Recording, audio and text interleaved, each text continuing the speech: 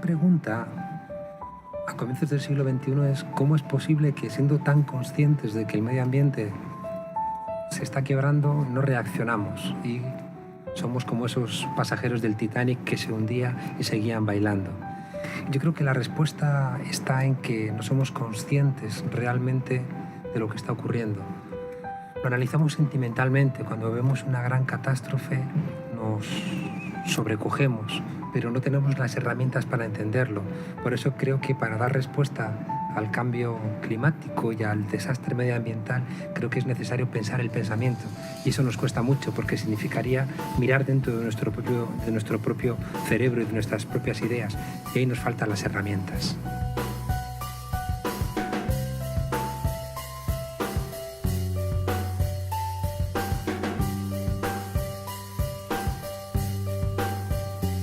Hay tres grandes autopistas que nos traen a la actualidad. Una es el desarrollo del sistema capitalista, otra es el desarrollo de los estados modernos y la tercera, que es menos evidente, es el desarrollo del pensamiento moderno. Creo que si analizáramos las tres tendríamos herramientas para dar una respuesta al deterioro medioambiental. El desarrollo de los estados nos ayudaría a entender que estas megaestructuras políticas que alejan tanto la toma de decisiones de la ciudadanía a veces no es capaz de ver el deterioro concreto local. El sistema capitalista es evidente también, es decir, el sistema capitalista nos lleva a consumir en apenas un par de decenas de años recursos que han tardado millones de años en producirse, como ocurre con el petróleo. Vivimos en un mundo que hace trampas. Fundamentalmente la economía, tal y como se contempla, es posible por la falsedad contable.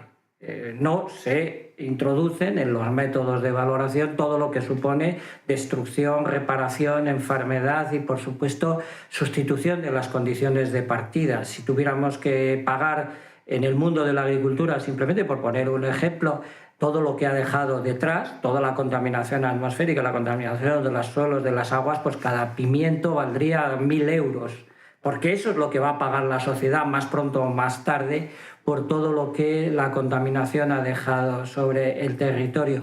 A mí me gusta recordar el caso de un indio pies negros del norte de Canadá, al cual le preguntaron ¿por qué no aras la tierra? Y él contestó, ¿clavaré acaso un puñal en el pecho de mi madre?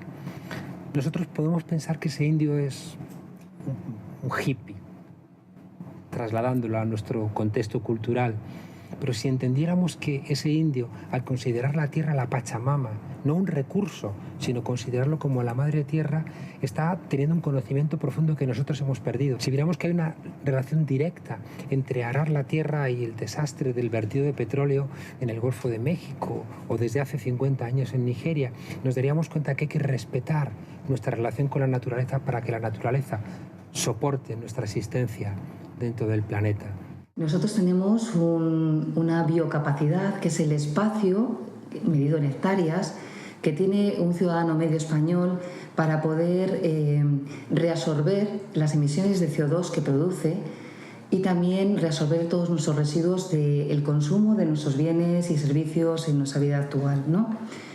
Pues esta biocapacidad la superamos con creces 2,5 veces. Este nivel de consumo equivale a como si invadiéramos otro país. Si invadiéramos un país, nos lo reprocharíamos. Si las empresas pagan la contaminación de los océanos, el cambio climático, nunca les saldría las cuentas y, por supuesto, la industria nuclear ya sería disparatado, porque hay que quitarles lo que hay que pagar durante los próximos 100.000 años en mantener, 100.000 años en mantener los residuos de alta bajo control. Y eso son 100 veces más de todos los beneficios que ha generado esa producción de electricidad con las nucleares. Esa es la trampa, la insostenibilidad de nuestra economía. Es que no descuenta lo que ha sustraído de la naturaleza. Y esto para el ciudadano normal, para el que entiende perfectamente lo que es su economía, porque tiene unos dineros en el banco, esto es equivalente a que lo que gastamos no figurara como gasto. Hay una incompatibilidad en conceptos como desarrollo sostenible, porque llevamos 30 años hablando de desarrollo sostenible y el medio ambiente se ha deteriorado. Por tanto, algo falla en esos dos conceptos. Seguramente es porque sí que es desarrollista, pero no es sostenible. ¿Qué está ocurriendo? ¿Por qué no nos preocupamos? Es sorprendente. Desde luego tenemos que adoptar ante esta crisis económica, debemos de aprovecharla para replantearnos seriamente nuestro modelo de vida. Pero la maquinaria publicitaria, ese deseo de ser feliz a través del consumo, nos está hurtando también esa conciencia y por eso también nos está deshumanizando. Los ciudadanos tienen posibilidades de movilización que no existían hace 20 años. La red ha permitido, entre otras cosas, que la gente se coordine para, por ejemplo, proponer iniciativas tanto legislativas como simplemente públicas de notoriedad, ¿no? Y ahí es donde los ciudadanos tienen que hacer hincapié en la necesidad que tenemos de recurrir a las energías alternativas, por una cuestión de responsabilidad con nuestro entorno y con nuestro futuro, ¿no? Creo que es muy importante que la ciudadanía consciente y organizada empiece a hacerse cargo también de su propia producción energética. Es decir, igual que es importante que nos hagamos de manera creciente cargo pues, de nuestra condición laboral, de nuestra condición trascendente, de nuestra condición ciudadana, creo que es muy importante de que poco a poco también vayamos haciéndonos cargo de nuestro consumo energético. Y por tanto no pueden ser esas grandes corporaciones guiadas por la lógica del beneficio a corto plazo quienes reinventen el planeta, porque dentro de 30 años, si acaso llegamos, volveríamos a darnos cuenta de que los responsables de esta crisis, de esta quiebra medioambiental, son esas grandes empresas que utilizan los resortes legales del Estado, utilizan los resortes intelectuales de ese pensamiento lineal moderno y sobre todo, utilizan los resortes financieros y económicos de eso que se llama economía de mercado y que no deja de ser una bomba de relojería que condena primero a grandes partes de la humanidad a la pobreza, a la marginalidad, al hambre, a la enfermedad, a la miseria, pero en el largo plazo a todos nosotros nos condena también a esa misma suerte.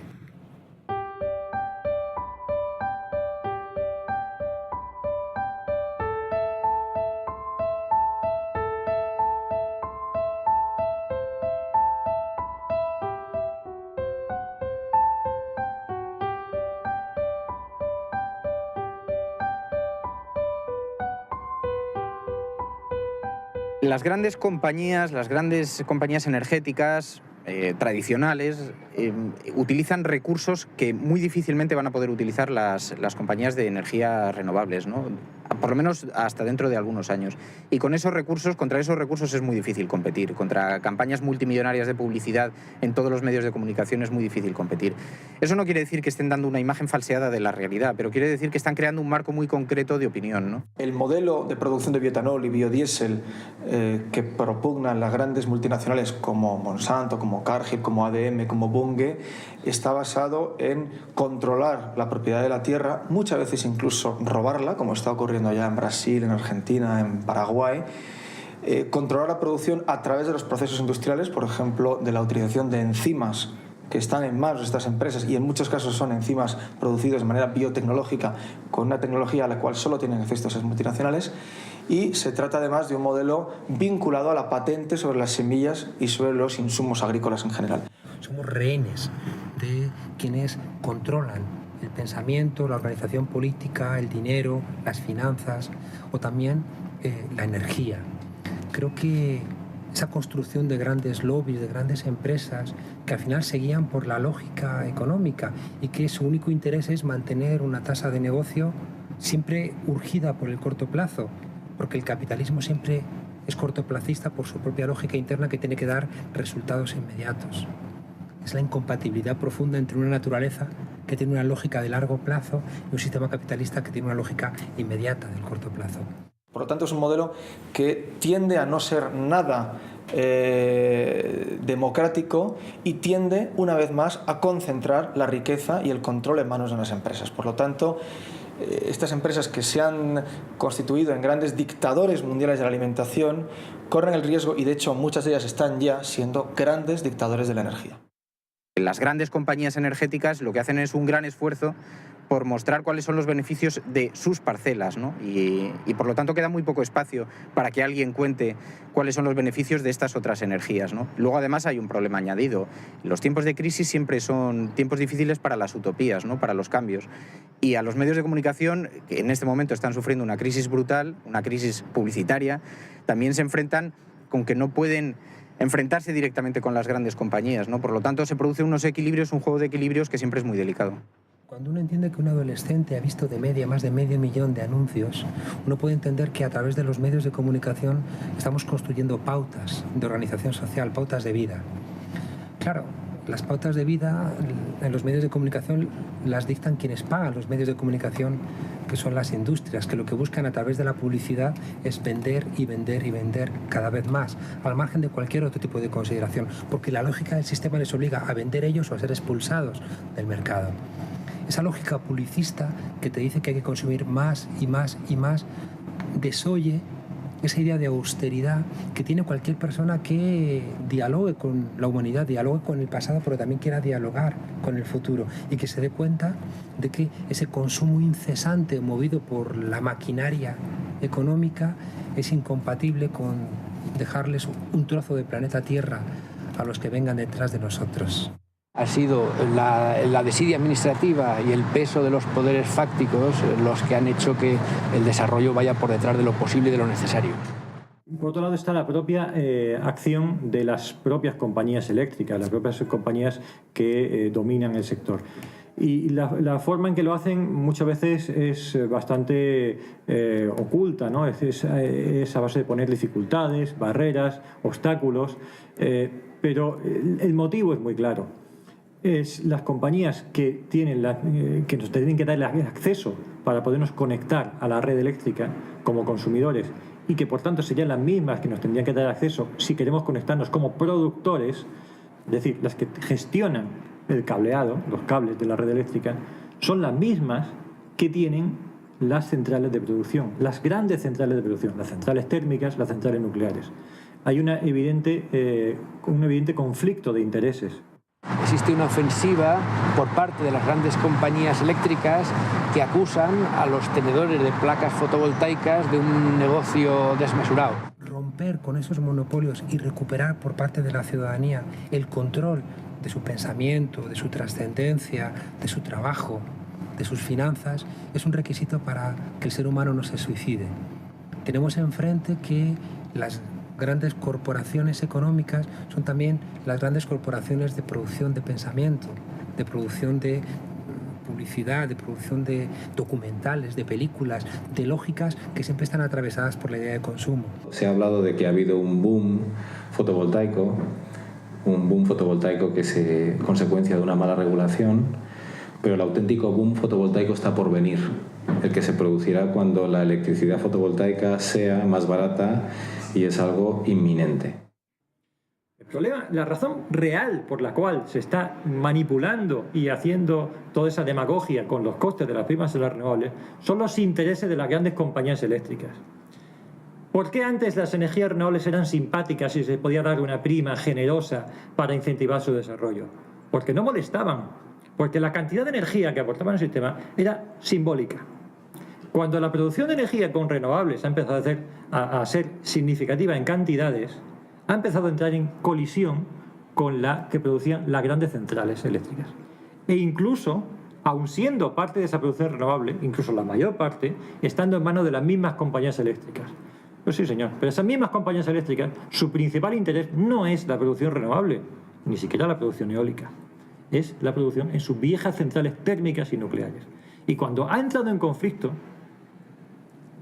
las compañías eléctricas han decidido que en ese conflicto priman mantener la producción de sus viejas centrales, que es su negocio. Que podría no ser así, o sea, su negocio podría ser, y si nos creyésemos la propaganda que hacen, su negocio podría ser la energía renovable, pero no lo es.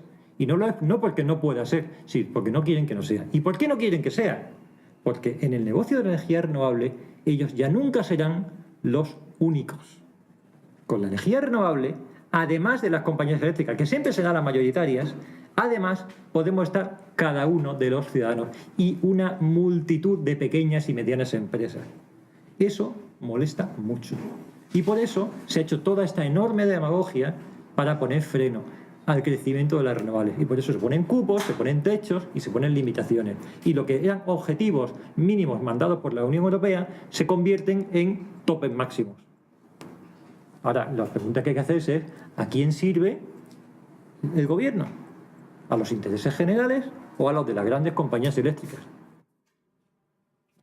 Si individualmente cada ciudadano instalase una placa solar en su tejado, descubriría que no solamente es mucho más responsable con el consumo eléctrico, sino que además tendría la capacidad para inyectar energía eléctrica a la red y, por tanto, incluso ganar dinero con ello, ¿no? ¿Pero qué supondría esto para las compañías eléctricas?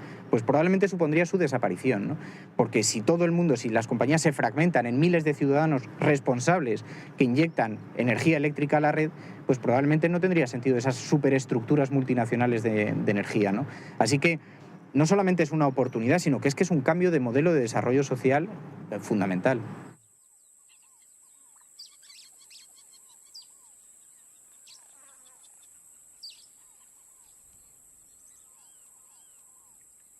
Si fuéramos capaces de entender con distancia cómo el Estado cada vez nos aleja más de la toma de decisiones, cómo el sistema capitalista nos obliga a un consumo incesante que el planeta Tierra no puede sostener. Y si también fuéramos capaces de entender el propio pensamiento que nos piensa a nosotros mismos, ese pensamiento de la modernidad, y nos diéramos cuenta de que ese tiempo lineal, productivista, esa idea de progreso, de que siempre más es mejor, yo creo que podríamos encontrar freno. Si nos diéramos cuenta de que la ciencia nos lleva a la luna, pero donde la ciencia tiene lugar desaparece la biodiversidad. Si entendiéramos que en un árbol de la Amazonía hay más variedades de hormigas que en toda Inglaterra.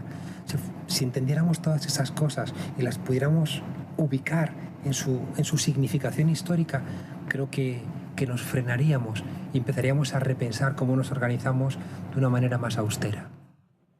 Las grandes compañías que han dominado el sistema, pues si lo han dominado y se han enriquecido bajo esas circunstancias, si incorporan nuevas tecnologías, intentarán hacerlo solo para mantener el control. Claro, el que se incorporen nuevas tecnologías que les hagan perder el control o compartir el control con otros, no van a dar facilidades, es decir, no va a salir espontáneamente de ellos. Y por tanto, de entrada, o de modo casi natural, lo que van es a intentar presionar sobre la administración, argumentando que hay dificultades para que estos cambios no se lleven a efecto. Greenpeace cree que si bien es verdad que los combustibles derivados de vegetales podrían llegar a ser una alternativa al actual consumo y a la sed desbocada de combustibles fósiles, no lo será en tanto en cuanto no se respeten una serie de criterios que tienen que ver con lo local, con cerrar los ciclos de energía, con no emitir carbono a la atmósfera en mayor medida que lo hace un combustible fósil y sobre todo en un entorno de un modelo agrícola ecológico, sin tóxicos y sin transgénicos. Existe un modelo alternativo a los combustibles fósiles, pero el modelo de biocombustibles que se está imponiendo no corresponde a esa alternativa. Dicho de otra manera, estamos robándole alimento a los pobres para que los ricos podamos seguir conduciendo a gran velocidad por nuestras autopistas sobre algo que en cierto modo es quemarle alimentos a los pobres. Lo que nos hace únicos es precisamente que tenemos fecha de caducidad. Quien entiende eso dialoga con el género humano, es decir, trasciendes quien tú eres para ir un poquito más allá. Y cuando tú das ese salto, que es un salto de conciencia del Homo sapiens, te das cuenta de que una postura austera ante la vida te está permitiendo dialogar con los que todavía no han nacido, te está permitiendo dialogar con otros pueblos que tienen un nivel de vida menos desarrollado que el tuyo, pero que van a poder avanzar porque tú no estás usurpando ese derecho que ellos tienen, por ejemplo, a alimentarse. En cambio, quien rompe ese principio de austeridad, quien consume más de lo que le corresponde por su territorio, está monologando en el fondo, es decir, está ignorando el futuro de otros seres humanos y, por supuesto, está ignorando el futuro de las nuevas generaciones. Por eso creo que es tan importante romper esos monólogos tan autoritarios y establecer un diálogo.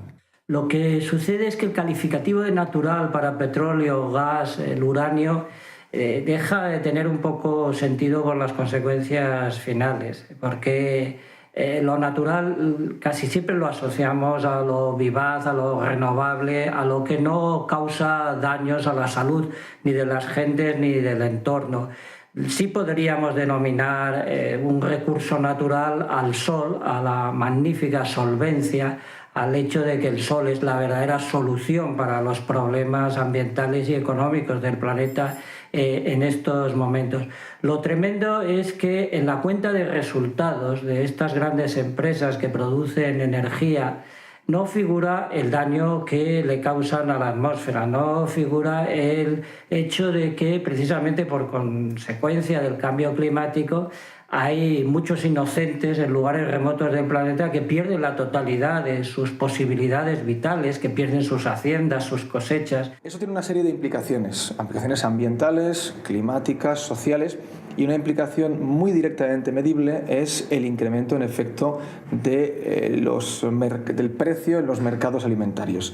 Donde antes la soja o el maíz tenían un precio directamente indexado sobre la demanda de piensos y de alimentos, por ejemplo en Europa o en China, ahora hay que añadirle eso el enorme incremento de demanda para producir biodiesel o bioetanol, y por lo tanto, por una parte hay una deriva de las superficies dedicadas a alimento para dedicarlas a combustibles vegetales, y por otra parte en el mercado mundial de commodities, es decir, materias primas alimentarias, al haber una mayor demanda suben los precios, de tal manera que son los más pobres y que muchas veces paradójicamente coinciden con quienes producen esas materias primas quienes verán cómo acceder a ese alimento es cada vez más difícil. La energía fotovoltaica empieza a tener interés a partir del siglo XXI, es decir, a partir del año 2002-2005 aproximadamente es cuando los costes se reducen de manera ostensible y es cuando se hace algo asequible y asumible sin unos costes de inversión desmesurados, ¿no? Existe también a partir de ese momento una situación primada en el que al productor de placas fotovoltaicas se le retribuye de una manera especial por la electricidad que vende a red, y eso es lo que hace que buena parte de la población sea consciente de que efectivamente ahí se puede meter dinero y se puede tener producción energética. En cualquier caso, a pesar de todo ello, la energía renovable fotovoltaica situada en tejado sigue siendo anecdótica comparada con la energía que existe en grandes huertos solares, que suele ser propiedad de grandes grupos empresariales o de grupos inversores. Creo que es muy importante hacer una reflexión que nos permita salirnos de esa lógica para vernos desde fuera y ser conscientes de a dónde nos está llevando esa manera de pensar tan lineal y tan destructiva. El negocio es tan descomunal, es quizás el mayor de la historia de los grandes eventos económicos de la historia de la humanidad, que sin duda ha merecido la pena considerar que una suerte de publicidad, casi siempre bastante bien recibida por el público, merecía la pena. Por un lado, un poquito de producción limpia, y por otro, el que la gran fuente de alimentación del negocio esté basada en seguir machacando nuestra atmósfera con la producción sucia de todos los tiempos. Si las empresas que usan el petróleo, el carbón, el gas y el uranio estuvieran dispuestas a asumir el coste del 12 o el 15% del Producto Interior Bruto el día de mañana, entonces podríamos estar hablando de una mínima ecuanimidad, de unas cuentas de resultados realmente correctas y de un negocio mínimamente honesto. Y el pensamiento moderno, que insisto es más complejo, lo que nos ayudaría a su análisis a entender es que dentro de nuestras cabezas la idea de progreso funciona como algo evidente. El pensamiento moderno, en los grandes científicos, nos hizo pensar que siempre progresamos y que está bien que siempre progresemos, sin darnos cuenta de que ese productivismo extremo puede llevar a acabar con el planeta Tierra. Las energías limpias tienen muchísimas más ventajas, y si alguien nos las explicara las entenderíamos fácilmente, pero muchísimas más ventajas que las energías sucias tradicionales, ¿no? Lo tienen porque entendemos el valor de la energía, y en un mundo que se ha dado al despilfarro energético es muy importante que la gente sea consciente del coste tanto individual como de fabricación que tienen las energías, ¿no? Cuando uno pone una placa solar en una casa de campo, por ejemplo, se da cuenta de que tiene que ahorrar en el consumo energético porque se te agotan las baterías, ¿no? Esto nos hace mucho más responsables en el uso que hacemos de la energía. Pero no solamente eso, es que tenemos una responsabilidad con las generaciones que vienen después, y ya no queda mucho más tiempo para elegir. Hay que tomar la decisión ya y hacerlo ahora, ¿no? Cuando alguien tenga oportunidad de ponerse en una casa de campo, o incluso, como sucede en algunas ciudades, de instalar una placa solar en la la azotea, debe tomar la decisión, por caro que parezca, en un primer término, porque luego a medio o largo plazo no lo es mucho más económico, te permite inyectar electricidad y ganar dinero con ello, pero es que además es una responsabilidad y es una exigencia civil que debieran respetar todos los ciudadanos, ¿no? Si repartimos lo que nos cuesta colocar esos paneles encima del techo de nuestra casa, por todos los kilovatio hora que va a producirnos durante toda la vida de esos paneles, el precio de cada kilovatio hora va a ser muy pronto significativamente menor que el precio que nos cobre la compañía eléctrica ahora y dentro de 10 años, cuando todo el mundo sabe que dentro de 10 años la electricidad que provenga de quemar gas o quemar carbón o quemar gasoil va a ser mucho más cara. Por lo tanto, es algo que tiene sentido económico. Y si tiene sentido económico, tenemos ya el cielo es el límite, podemos llegar al infinito. Existen dificultades desde el punto de vista administrativo a la hora de convertirnos en productores, por ejemplo, con energía solar, ¿no? Pero no es imposible. Es decir, yo lo soy y muchas personas lo son. Es decir, una de las características diferenciales de eso que se ha llamado el boom o la burbuja de la fotovoltaica, que tanto han atacado a algunos, bueno, lo cierto es que son miles de personas, miles de individuos, no solamente de empresas, que serán centenares, sino miles de personas, lo que son hoy en España productores de energía eléctrica con el sol y con ninguna otra tecnología, con el sol. Es decir, que es una realidad que ya se está dando, a pesar de todas las dificultades, que no lo han facilitado en absoluto. Hay un incentivo económico, pero muchas barreras administrativas que persisten. Desgraciadamente, o la experiencia nos dice que un proyecto de energías renovables pues, puede tardar en realizarse pues, a lo mejor casi 2 años, dependiendo de la envergadura por los trámites administrativos que la acompañan y demás. Entonces nos tienen que llegar proyectos maduros para que puedan ser ejecutables, ¿no? Cuando hay un proyecto maduro, pues ahí estaríamos nosotros para estudiar su financiación. Y todo lo que tiene que ver con la solvente solución que supone la energía solar, y este juego de palabras es absolutamente intencionado, frente a la insolente insolvencia del petróleo, del gas, de la producción de energía con nucleares, es decir, con uranio, hay algo que es competente, que es solvente y que es una solución, porque es para todos, porque es democrática, porque está distribuida absolutamente sin excepción sobre toda la piel del planeta y porque no se salda con la deuda, con la trampa y con la postergación del cumplimiento de las obligaciones éticas, que es lo que hace el modelo actual. Y esto cuesta planteárselo intelectualmente, cuesta incorporarlo a las ideas y cuesta llevarlo a la práctica, porque demanda más esfuerzo, más compromiso, más incomodidades y un determinado grado de austeridad. Dentro de probablemente solamente 2 años más, la electricidad fotovoltaica será más barata que la electricidad convencional. Será la mejor inversión que podíamos haber hecho como país, como civilización, como planeta.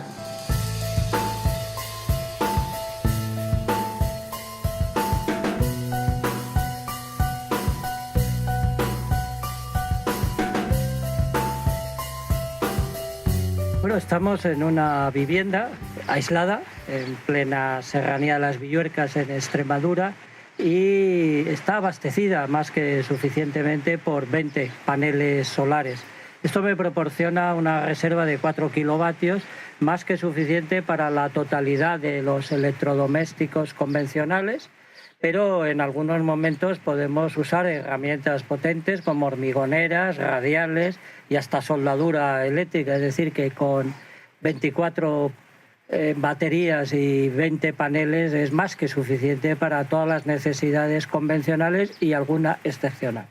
La verdadera alegría no solamente es estar en consonancia con la naturaleza y formar parte del grato regalo que es la energía solar, sino que sobre todo alegra en no hacer rico a los ya ricos, en no beneficiar a los ya beneficiados.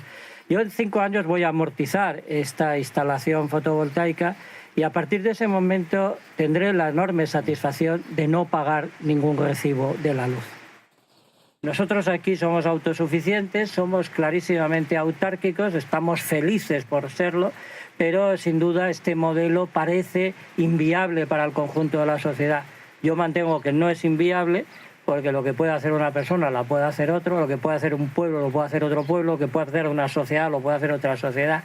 Y desde luego estamos llamados a, en el mayor corto periodo de tiempo posible, ser solventes con la solución del sol. Además, que la única riqueza verdadera de este planeta, la verdadera opulencia del sistema biosfera-Tierra, es que la energía solar alcanza a la superficie de este mundo en una proporción 15.000 veces mayor de la estrictamente necesaria para cubrir todas las necesidades, todos los procesos, todos los ciclos y toda la actividad humana. Esto solo se hace una idea si compara su sueldo con el que tendría si le pagaran 15.000 veces más. El gran éxito de la película Matrix estaba en que el personaje tenía una sospecha de que había una gran mentira escondida detrás de la realidad que veía. El gran éxito de esa película estaba en dar respuesta, quizá un poco simple, a una cierta insatisfacción que tiene el ciudadano de a pie respecto a todo lo que le circunda. Yo creo que es un momento necesario de reflexionar sobre nuestra propia libertad. ¿Dónde realmente escogemos? ¿Dónde está realmente nuestra capacidad de decidir qué tipo de vida queremos? La libertad no puede ser escoger entre dos marcas de bebida de cola. La libertad no está en levantar una bandera que diga yo lo quiero todo y lo quiero ahora. Creo que la libertad es un diálogo con los demás. Decían que Don Quijote estaba loco, pero no es verdad. El que estaba loco era Hamlet, porque Hamlet monologaba, mientras que Don Quijote constantemente dialogaba. Si somos capaces de hacer de la libertad un diálogo, seremos Quijotes, y seguramente el deterioro medioambiental reclama Quijotes, es decir, pueblos que dialoguen y menos Hamlets que, frente a un mundo que no entienden, se esconden en su propia locura, que cree que no entiende absolutamente nada, pero que en el fondo está cerrándose todas las puertas.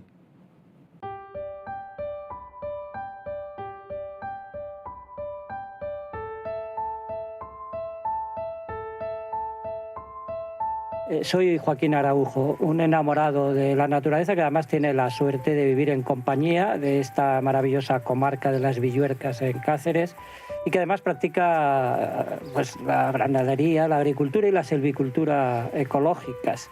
Escribo, hago documentales, doy conferencias y sobre todo creo que soy una criatura más hija del sol que hace posible la vida en este planeta. Me llamo Juan Carlos Monedero, soy profesor de Ciencia Política en la Universidad Complutense de Madrid y desde hace un par de cursos hemos puesto en marcha la asignatura Político y Medio Ambiente para intentar incorporar a la reflexión política pues, la constatación de que el planeta se está destrozando y que hay que reflexionar para intentar poner freno a esa locura. Soy Fernando Berlín, soy periodista, pero solo creo en el periodismo cuando es comprometido. Soy José Luis García Ortega, responsable de proyectos de energía limpia de Greenpeace. Soy Juan Felipe Carrasco, responsable de agricultura y alimentación de Greenpeace en España. Me llamo Ladislao Martínez y represento a ATAC España. Soy María José Romero, directora de ECO. Soy Mario Sánchez Herrero, fundador de ECO, una empresa que desde 2005 se dedica a instalar paneles fotovoltaicos encima de las cubiertas industriales e intentar popularizar, hacer que la mayor cantidad de gente posible participe en una fuente de energía inteligente, razonable, limpia. Soy María de Pablo Pecharromán, pertenezco al área de instituciones de Trío 2MAN y dentro de este área pertenezco al área de renovables.